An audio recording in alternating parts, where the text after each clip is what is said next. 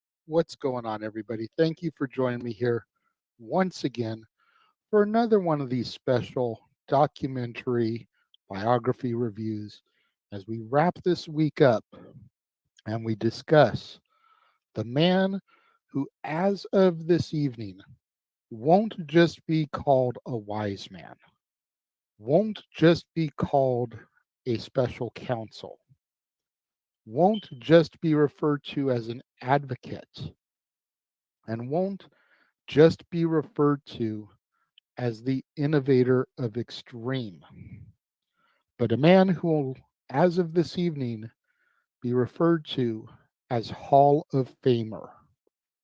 Today we're discussing, ladies and gentlemen, my name is Paul Heyman.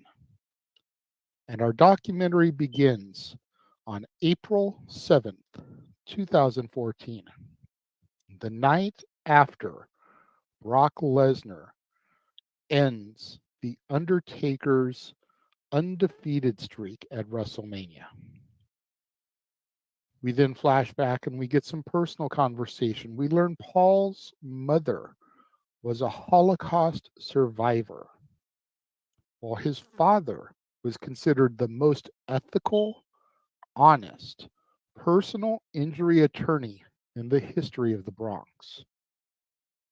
We learn about how Paul became a fan of the industry after stumbling onto superstar Billy Graham while channel surfing.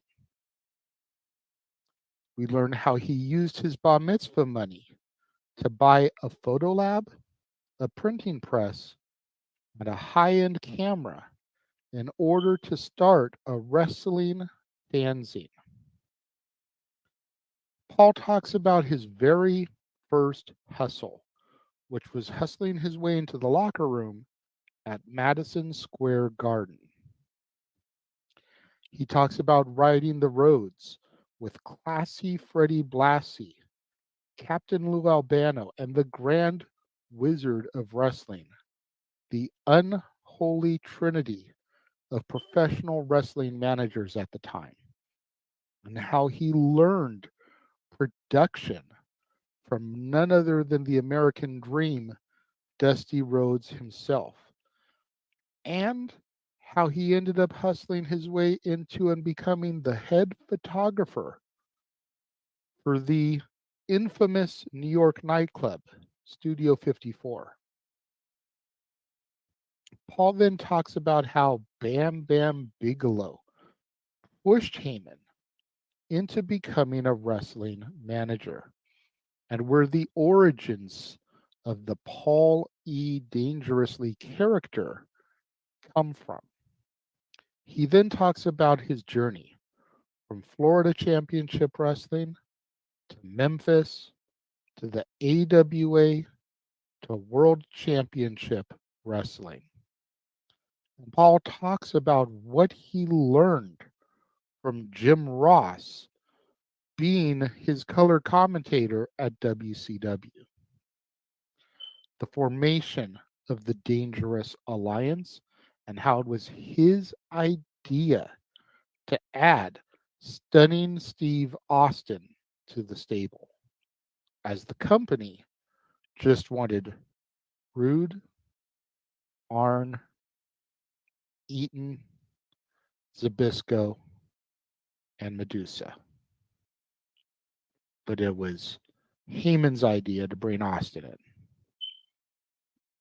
Paul then talks about how he found his way to a little company called Eastern Championship Wrestling, courtesy of Eddie Gilbert, and how after only a couple of shows, Gilbert bounced and Heyman was booking the territory.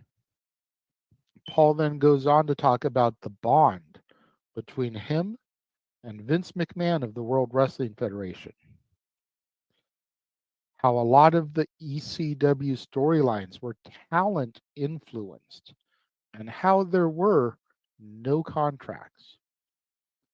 You wanted to be there, you were there. You didn't want to be there, there's the door. See your way out. He talks about how some of the boys helped to run the office. And ECW is described as a mom and pop deli that turned into Subway. Every day in ECW was a battle for survival. And as ECW was on its deathbed, Paul stopped coming, checked out, and Tommy Dreamer started to run things. Paul talks about how in its dying days, ECW was hotter and making more merch money than ever before. But with no television, they couldn't survive.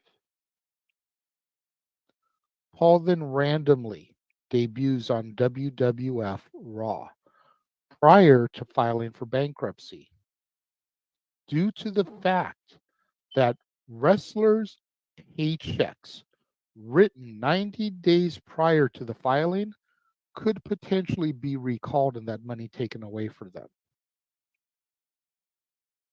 Paul then discusses how he was introduced to Brock Lesnar by Taz, told by Taz that they're giving this kid horrible advice, and how Heyman took Brock under his wing, mentored and nurtured him, becoming the head writer for SmackDown, and his desire to turn SmackDown into the A show, as it had always been relegated to being, in his words, the bitch show. Due to butting heads with upper management, Paul gets assigned to Ohio Valley Wrestling, OVW, where he got to work with and help develop Beth Phoenix, Mr. Kennedy, CM Punk, and others. We then transition into the success of ECW One Night Stand and the downfall of what was the horrific ECW television reboot. Paul talks about what led to him leaving WWE and the various projects that he undertook and began during his hiatus. Brock's book, the Heyman Hustle podcast, the Looking for Larry advertising agency, and developing the commercial that featured the Ultimate Warrior for WWE 2K video games. He then talks about how his children have calmed him and become his priority. In May of 2012, Paul Heyman returns to the WWE and is reunited with Brock Lesnar. Over time, he'd additionally be paired with superstars like CM Punk, Cesaro, and even Curtis Axel. The documentary winds down and ends with Paul Heyman stating that his kids will be his legacy.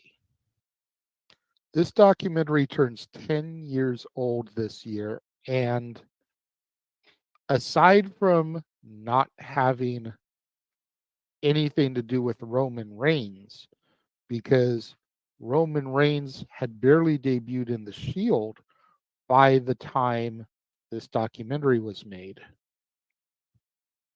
It's a pretty extensive look at the life of Paul Heyman. I thoroughly enjoy it. I own it on DVD.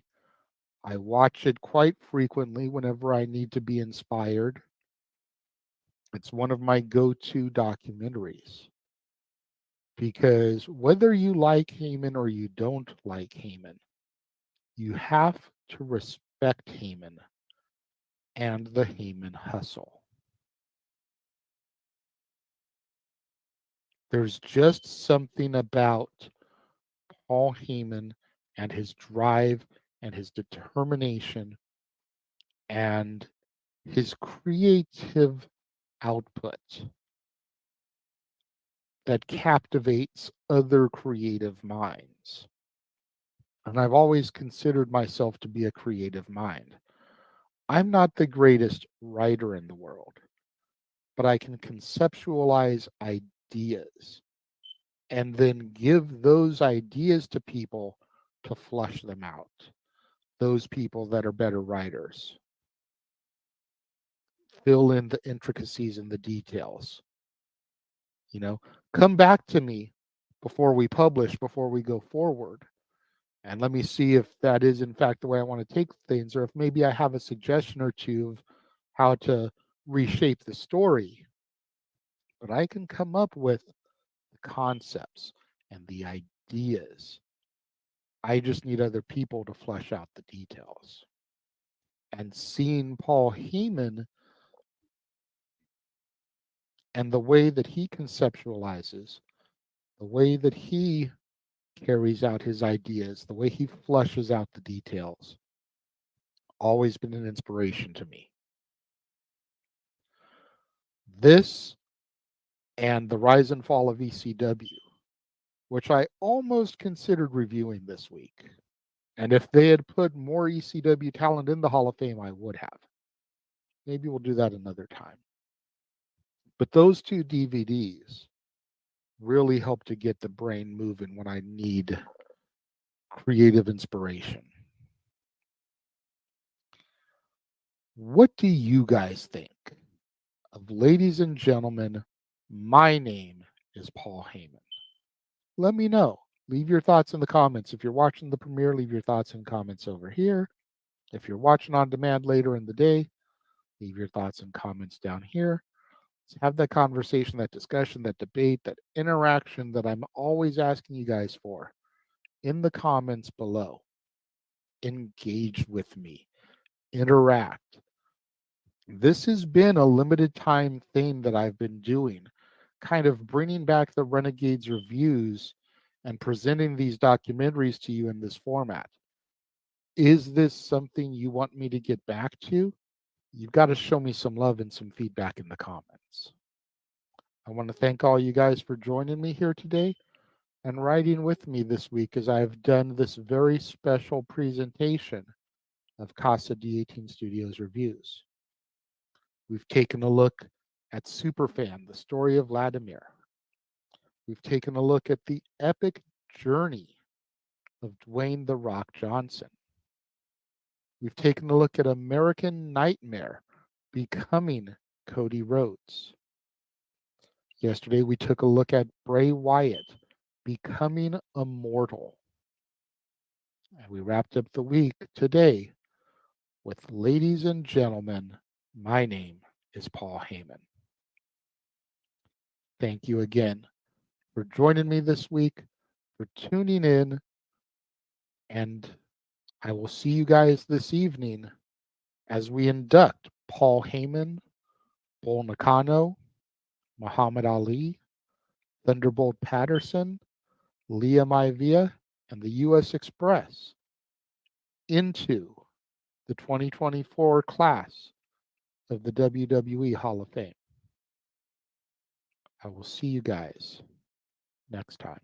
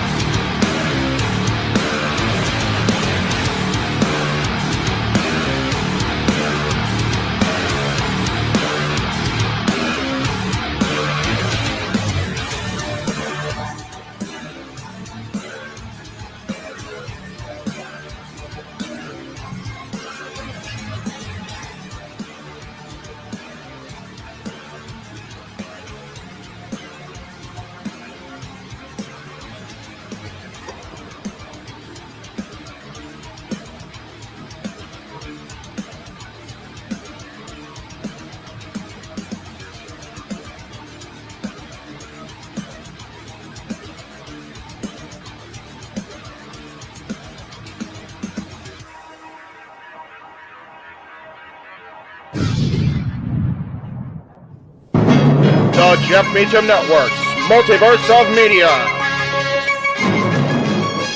For over 15 years, the recognized symbol of excellence and the standard bearer in coverage of sports and entertainment. Thank you, JJ. Appreciate you.